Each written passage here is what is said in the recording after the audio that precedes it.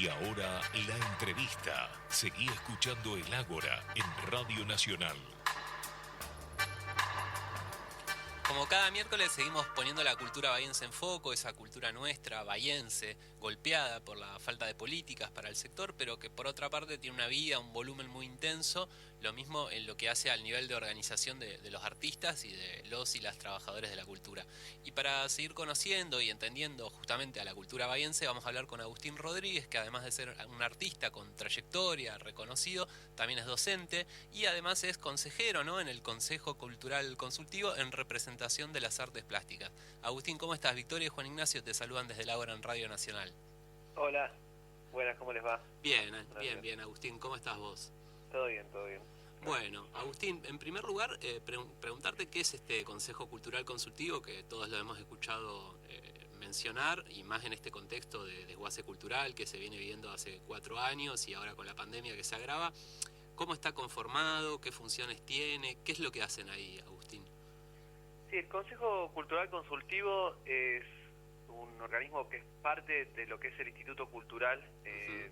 Municipal, parte de la ordenanza que construye el mismo, y es un espacio de participación ciudadana a través del cual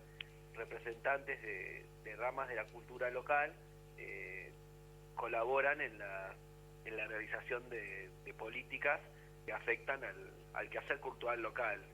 Básicamente lo que más hace el Consejo Consultivo como tal es tratar de legislar, ¿no? Que un montón de prácticas que lo que hace a cultura suelen ser históricamente casi negociadas estructuralmente entre agentes en paralelo con quien dirige el área de cultura, al haber ordenanzas que se van generando desde la creación del Consejo Consultivo Cultural, se puede regular, normalizar y tener de alguna manera un montón de maneras de estructurar el manejo que hay de los capitales públicos destinados a cultura. Pero digamos, ¿las definiciones que toma el Consejo Cultural Consultivo son vinculantes o no? ¿O es justamente un consejo en ese sentido de que aconseja, no, pero no es vinculante? No, tiene el rol consultivo, o sea, básicamente lo que sí en ese sentido no es vinculante, porque finalmente por la estructura el Consejo Cultural Consultivo no está conformado exclusivamente por los agentes trabajadores de la cultura, que en el caso de Bahía Blanca a nivel lenguajes artísticos, por decirlo de alguna manera en general, está estructurado desde representantes del área de artes escénicas, música, literatura y después lo que sería artes visuales, artesanías. Son 4 consejeros por las ramas artísticas, cada consejero tiene 2 asesores y a su vez hay un representante de los trabajadores de cultura del municipio, y siempre cuenta con la participación de quien esté dirigiendo el espacio de cultura, o sea, en este caso Morena Roseló, por ejemplo. Entonces, en tanto consejo, es un espacio de encuentro desde el cual debatir políticas públicas. Pero bueno, finalmente la decisión en términos ejecutivos no la tiene el consejo. Bien, ¿y cómo se eligen los representantes de cada rama artística? Los representantes tanto de las ramas artísticas como inclusive de los trabajadores de la cultura municipal. También lo digo porque yo también trabajo en el Museo Ferro White, aunque no puedo participar de ese espacio por otra cosa, que no soy de planta, digamos, pero en todos los casos se elige por asamblea. Hay asambleas que se convocan y se hace por voto, y después el mandato que tiene los consejeros elegidos es de 2 años. Bien. Y en el caso después de, por ejemplo, tu caso que ya estás en funciones y eso, ¿cómo es el día a día del diálogo con la comunidad artística para ejercer justamente esa representación que vos estás ejerciendo? Y en este caso, concretamente, en el contexto de pandemia, varía mucho, porque realmente lo que se solía hacer eran asambleas con una periodicidad relativa en función de la coyuntura, ¿no? Pero en general esas asambleas eran asambleas por áreas y después alguna asamblea general, y dependiendo de cada área y lo que tenga que trabajar cada área, porque por ejemplo no se puede haber una cuestión concreta para hablar del área de música, del área de escénicas o del área de visuales, se iban manejando distintas asambleas que también tenían que ver un poco, aparte de eso, ir recibiendo y monitoreando desde toda una parte que tenemos vedada, que es los encuentros culturales, ¿no? Porque hay mucho de la práctica esta que tiene que ver con el desarrollo de eventos, hay un montón de espacios de encuentro no formales, pero que sí necesariamente servían en términos de termómetro para ir viendo las necesidades, más allá de las asambleas formales que en condiciones normales suele haber 1 o 2 por año por área, más allá de la que es para elegir representantes, ¿no? Y después asamblea general. Agustín, ¿cómo estás? Victoria te saluda. Hola Victoria, ¿cómo estás? Bien, el otro día, si mal no me equivoco, hicieron un conversatorio con el Colegio de Psicólogos, donde hablaron de políticas públicas y salud mental, y la verdad que a mí me pareció súper interesante, sobre todo porque la salud mental no se tuvo mucho en cuenta durante todo el recorrido de la pandemia, pero no es casual tampoco que justo también las artes y demás se encarguen de esa parte de cómo nos afecta la pandemia a cada una de las personas. En este sentido, ¿tuvieron muchas actividades virtuales? ¿Cómo fueron manejando eso? Mira, desde el sentido concretamente del conversatorio se piensa como... este conversatorio no podemos dejar de decir que es heredero concreto de las asambleas públicas que se hicieron en 2018, en el cual frente al mismo gobierno local, digamos, el mismo signo político, se planteaban los descuidos que había para este tipo de áreas vinculadas con aquello que puntualmente, nosotros vamos a hacer un concepto ampliado de cultura, pero también convocando a salud y niñez como principales áreas afectadas. Heredero de eso quedaron un montón de lazos junto a distintas organizaciones sociales, con los que en 2018 se hizo una audiencia pública frente al Consejo Deliberante, dado que no se dio el espacio dentro del Consejo Deliberante, y bueno, de ese tejido de lazos que quedó, se le dio espacio ahora a los conversatorios, en los cuales la idea es justamente eso, trabajar aquellas cuestiones vinculadas con la cultura, no por ahí pensándolo en términos de entretenimiento, que dicho sea de paso, creo que es el perfil que algunas políticas municipales locales intentan plantear, sino entenderlo como un derecho, y entender también que un derecho que tiene que ver con una definición, si querés, de lo que es habitar el mundo mucho más ampliada, que tiene que ver con la inclusión, con entender la salud de manera ampliada, y en el medio de eso los derechos culturales con un lugar clave para que, desalienarnos por un lado, y por otro lado, todo el mundo sabemos que en estos contextos de encierro la cultura juega un papel fundamental, Sí. como para poder, abrir la cabeza, oxigenar la mente de la gente y también conectarnos con otros que no sean propuestos por un algoritmo, ¿no? Entonces, en ese sentido, estos conversatorios empiezan a plantear eso. Y se hizo uno, quiero decir esto, se hizo uno hace 15 días, y la idea es, 15 días un poquito menos, y la idea es hacerlo como ciclo. Todavía no tenemos en cuenta la periodicidad, pero básicamente yo calculo que se va a hacer cerca de 1 por mes, y la idea de esto es no solo por ahí plantear nuestro accionar en función de algo que después quisiera hablar un poquito, que son las ordenanzas concretas que estamos defendiendo este año, que se han querido dar de bajas, sino también empezar a construir campo de manera ampliada, no solamente circunscribirnos al hecho de las ordenanzas, sino tratar de tener una visión más macro, y ahí salen todos estos nexos y actividades. Bien, yo también te quería preguntar, ¿cómo llegaste vos al Consejo Cultural Consultivo? Y si también podés sintetizar un poco cómo es tu experiencia como artista, para quien no te conoce, como trabajador de la cultura, contar algo de Ferro White, que recién comentabas que trabajás ahí, pero por sobre todo, ¿cómo llegaste desde lo que es la labor estrictamente artística a un compromiso político dentro del Consejo Cultural Consultivo?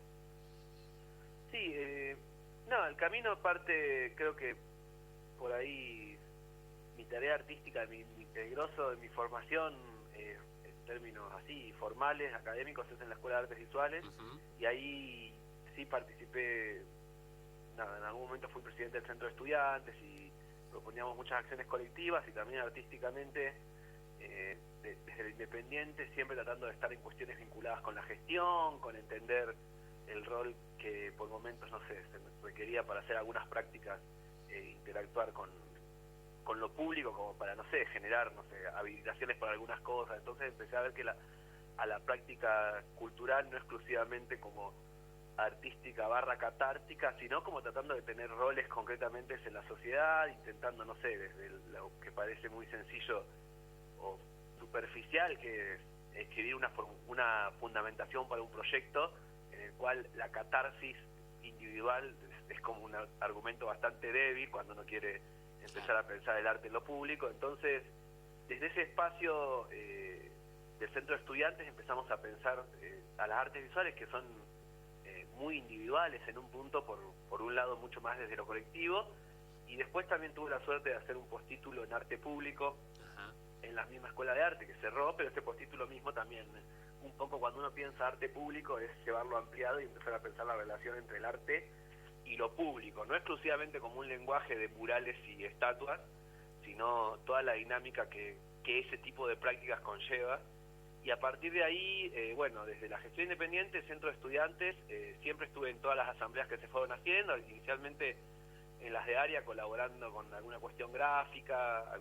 de lo que pueda, gestionando algunos proyectos, hasta que, bueno, finalmente, terminando el año pasado, salía como consejero Jorge Moyano y me invitó a, si me quería presentar, también Franco Santos, que eran como los dos que estaban trabajando ahí en el área, y Coqui, también una chica de cerámica, y en ese sentido, bueno, me convocaron, y yo ya me habían convocado para años anteriores para presentarme como consejero, pero realmente por ahí estaba entendiendo el compromiso que implica, diciendo nada, estoy terminando otras cosas, haciendo otras cosas, y la verdad que a su vez también estoy haciendo una maestría, hay un montón de cuestiones, y creo que la coyuntura terminó haciendo que esto del Consejo Consultivo, respecto a otros años y otros panoramas, tal vez es el año que más energía toma, porque estamos teniendo por lo menos 3 Zooms semanales, mínimo,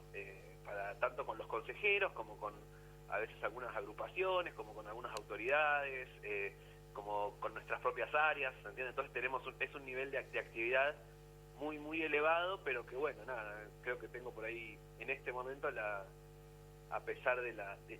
insumo temporal que toma, bueno, es una coyuntura que no le toca afrontar, y que creo que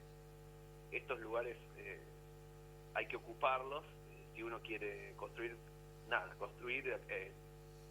el campo cultural lo que les sea lo más saludable y eficiente. No sé si la palabra iba a decir eficiente, no tiene nada que ver la palabra eficiente, pero construir algo lo más cercano a lo que uno le gustaría que sea, y entendiendo todas las coyunturas, ¿no? Pero tratando de eso, de fomentar la participación, de hablar, de hacer, bueno, todos los espacios que se puedan, en un contexto, repito, que es tan complejo para todos, que en general toda la experiencia previa que hemos tenido en un montón de cuestiones no nos sirve del todo. Entonces, nada, hace que sea meter los pies en un barro de un lugar que uno no conoce. Pero bueno, nada, en medio de eso, ahí, trabajando con eso. Bien. Y digamos, vos hablabas del arte y lo público, y no puedo evitar preguntarte cómo ves la situación de la cultura en Bahía Blanca, pero digamos, no en el corto plazo, si tal o cual medida, o el intento de derogar las ordenanzas culturales que hiciste mención anteriormente, que me imagino que estarás en contra, porque bueno, es un acervo cultural importantísimo que se quiere borrar de un plumazo. Pero te pregunto, como ciudad cultural Bahía Blanca, ¿cómo la ves? ¿Estamos bien proyectados? ¿Hay políticas? ¿No hay políticas? ¿Bahía Blanca puede ser un polo cultural de la región nacional, o no tenemos lo que se necesita? ¿Cómo lo ves eso? Digo, vos que aparte de ser artista te estás formando en estas cuestiones. Sí, mira, se da una cuestión muy particular, y no, cuando vos decís esto, no dejo de pensar en el himno de Bahía Blanca, que tiene que ver un poco, esto va creciendo, viste, como entre el mar infinito y la pampa, toda esta cuestión de un poco, que esto lo saco también de cosas que se han trabajado en Cerro Guaita hace años, que es esta idea de cómo era Bahía Blanca en el futuro, que son todos estos planteos utópicos de Bahía y el rol de Bahía en la economía mundial, que es como una gran cuestión. Y en el medio de esa cuestión mega aspiracional de querer más, Bahía tiene una particularidad que es que es una ciudad que tiene un nivel de infraestructura a nivel cantidad de instituciones vinculadas a la cultura que es inédita para el tamaño de ciudad que tiene. Entonces, como se pensó casi en esa especie de estructura de pensar Bahía Blanca como una ciudad que tiene que ser importante, la capital de esa nueva provincia, no sé, lo que uno quiera en ese imaginario de lo que se llamó la segunda fundación, poco a poco hubo como un mandato de construir instituciones concretas. Por ejemplo, ni hablar, tenemos el primer museo denominado de arte contemporáneo del país, que eso es una cuestión totalmente inédita. La Escuela de Artes Visuales es la más vieja de la provincia, incluso es más vieja en años que la universidad. Y así, en ese sentido, está lleno de instituciones, cantidad de museos, todo, que es algo inédito, pero por otro lado, si querés, hay una cuestión vinculada con las políticas en lo que hace a la profesionalización de esas instituciones, la profundización y todo, que sí decididamente, probablemente ciertas faltas de desarrollo de las mismas hacen que las instituciones se sostengan, pero en un punto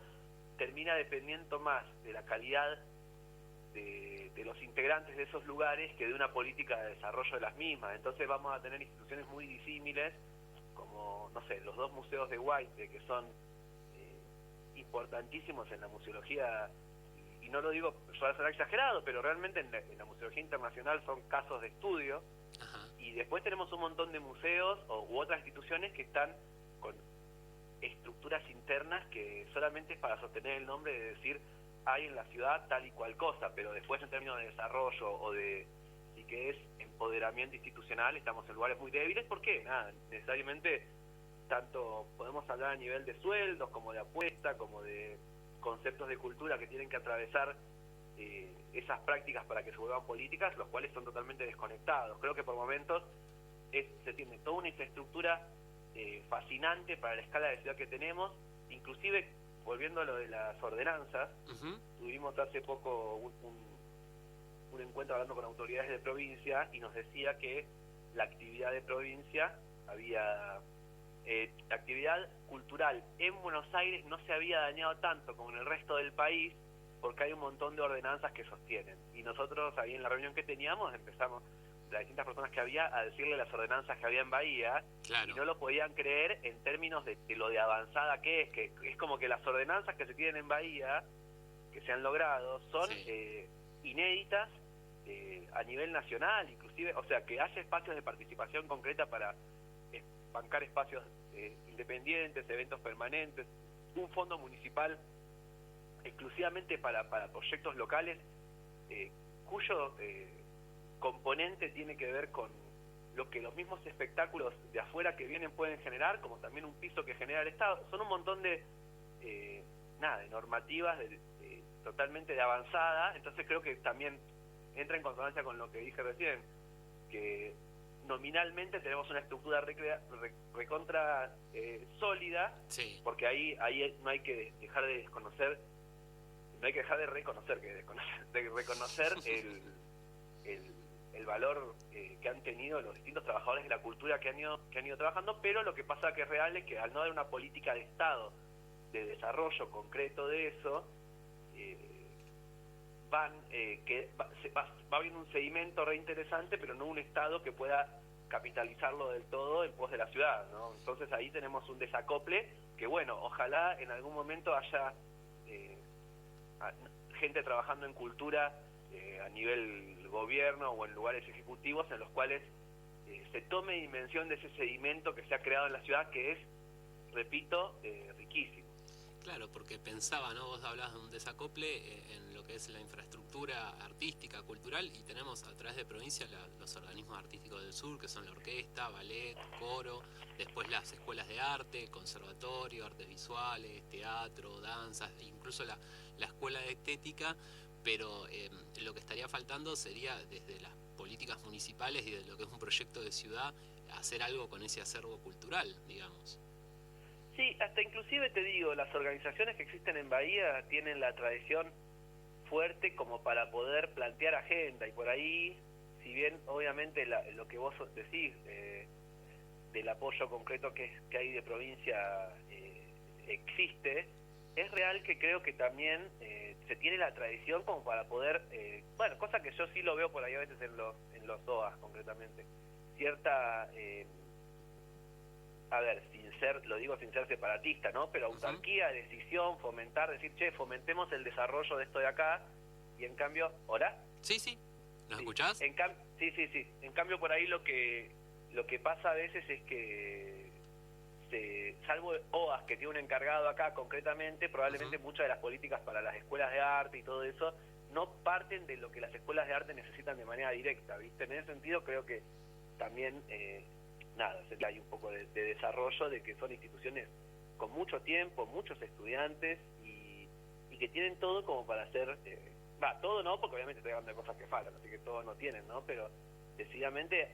materia prima hay. Claro. Y en ese sentido, el presupuesto municipal de cultura ha sido bastante cuestionado por ustedes, por el mundo de la cultura y también por parte de algunos concejales. ¿Cómo ves esta situación de que se contrata por ahí una persona que no ha sabido rendir otras partidas presupuestarias que se han dado hacia él y el desinterés en esto de la subejecución del presupuesto cultural de la ciudad? Creo que algo adelantaste cuando hablaste un poco de que se quiere difundir determinada cultura y no otra. Sí, en ese sentido se lo puede pensar yo leyendo mientras que estudio me topé con lo escalofriante que se ve, que es como una especie de, para mí, sin tampoco ir a desarrollarlo tanto, veo políticas neoliberales medio de manual en lo que es las definiciones de lo que es cultura. Entonces, en ese sentido se piensa a la participación como hacer clics, y ni siquiera, hasta podría decir ni siquiera tantos, ¿no? Pero entonces un montón de espacios que se han construido, y yo repito, creo que es la palabra que dije hace un ratito, que es sedimentación, tiene que ver con una acumulación de capas de años que va generando la textura de lo que es la cultura local, entra en riesgo total con políticas que intentan hacer, como básicamente se puede llegar a pensar la ciudad, como en pensar que Bahía Blanca no es blanca por la sal que se acumula, sino como si fuera algo en blanco, ¿no? Creo que en ese sentido la falta de reconocimiento de la historia cultural local es lo más grave que las políticas actuales plantean, y el hecho de que básicamente se le dé roles protagónicos a gentes que realmente no dan cuenta de esta riqueza que tiene la ciudad, difícilmente vaya a hacer progresar la cultura, por lo menos, la cultura, digo, este sedimento cultural del que estoy hablando, ¿no? Porque si yo no desconozco de qué está hecho este suelo, digamos, que voy a cultivar, si lo desconozco y hago como si nada, y yo tengo un campo que es ideal para tener, trigo, y decido cultivar ananá, probablemente vaya a ser raro lo que pase, vaya a ser un desastre ecológico, vaya a no tener ningún rendimiento, y creo que, perdón por esta metáfora forzada un poco, pero creo que es lo que veo que realmente a veces algunas políticas se puede leer. Bien, entonces vos lo que propondrías en lo que es políticas culturales para Bahía Blanca es trabajar sobre la identidad local y su historia, digamos, con participación de la comunidad, que es lo que han hecho en Ferro White, digamos, no estaríamos inventando nada tampoco. Sí, inclusive ha habido otras gestiones en cultura en otros momentos que han intentado creo que finalmente hay algo que pasa, que tampoco lo quiero plantear como una cuestión maniquea, pero sí me parece que es muy distinto cuando las propuestas de cultura vienen de agentes que de alguna u otra manera tienen una trayectoria de conocer el territorio, de recorrerlo, de plantear, que es muy distinto a ver qué tendencias aparecen en Internet, ¿no? Como me parece que definir a las políticas de la cultura, repito, desde hashtags y algoritmos, ¿no? Me parece totalmente debilitante en un momento en el cual creo que la otra vez estaba leyendo un texto de García Canclini que decía: es una época en la cual tenemos que aprender tanto a vivir con muchas pantallas, como que es una situación dada, como también a convivir con las personas. Y creo que el hecho de romper el tejido social, desconocer a los agentes culturales que trabajan, todo este cúmulo de cosas, tiende a romper eso, y por eso quería, lo veo como ahí veo lo agresivo de muchas de estas políticas, y por eso también nada, que muchos trabajadores de la cultura local y bueno, desde las ramas del Consejo siempre estamos como con un planteo concreto de lo posible de volver a las bases, de observarlas, pero que bueno, por más reuniones que tengamos con quienes dirijan cultura, es muy difícil cuando las políticas se puedan para otro lado, ¿no? Pero bueno, no vamos a dejar de sostener aquello que consideramos valioso y fundamental. Bien, y bueno, desde este espacio tiene nuestro acompañamiento. Agustín, te agradezco por este tiempo y por ayudarnos a entender un poco cómo es el trabajo del Consejo Cultural Consultivo. Bueno, Juan Ignacio, muchas gracias y también saludos a Victoria. Gracias. Bueno, un fuerte abrazo. Conversamos con Agustín Rodríguez, que es artista plástico y marcial, entre otras cosas, ¿no? También es docente, nos estuvo contando cuál es su rol en el Consejo Cultural Consultivo en representación de las artes plásticas. La verdad que muy interesante y rompe totalmente con ese estereotipo estigmatizante que hay del artista como un tipo colgado, vago, que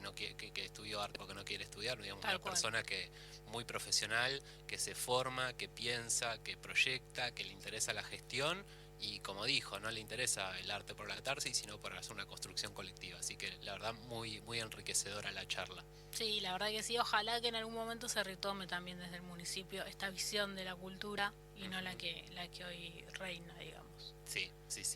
que es la no cultura.